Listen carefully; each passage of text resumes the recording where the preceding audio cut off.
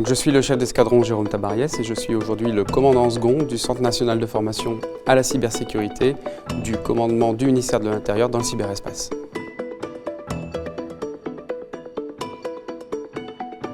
Alors la souveraineté numérique, c'est une forme d'indépendance qui permettrait à la France et à l'Europe de maîtriser son ou ses systèmes d'information.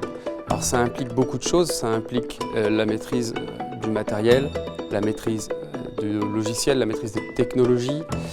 Bien sûr, ça veut dire la maîtrise des chaînes d'approvisionnement en matières premières et en composants. Et ça veut également dire une maîtrise de la recherche scientifique, un dynamisme dans l'innovation et dans la formation de notre jeunesse. Et c'est important la souveraineté numérique parce que la souveraineté numérique, c'est la souveraineté tout court. La souveraineté numérique aujourd'hui, c'est la souveraineté tout court. On sait aujourd'hui que la vie est digitalisée, les services publics sont digitalisés et que le numérique est partout dans nos vies, y compris dans le fonctionnement de l'État. Donc ce n'est pas un abus de langage de dire que la souveraineté numérique, c'est la souveraineté tout court pour la France et l'Europe.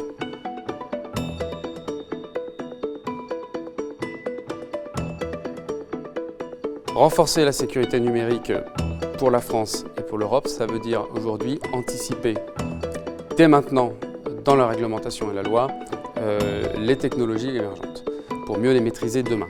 Un exemple, on cherche aujourd'hui à intégrer de l'intelligence artificielle dans des composants de cybersécurité. Ça signifie qu'il faut les entraîner avec des données de qualité et donc trouver un cadre légal qui permette d'accéder à ces données de qualité. Et donc potentiellement de commencer un processus de dérégulation ou en tout cas de re-régulation de la donnée personnelle.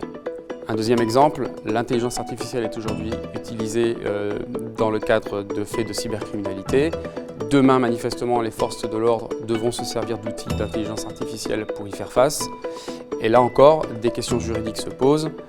Quelle personnalité juridique on va donner demain aux outils d'intelligence artificielle qui vont potentiellement interagir pour le compte des forces de l'ordre et de la justice et interagir avec des criminels et potentiellement accomplir des actes illégaux.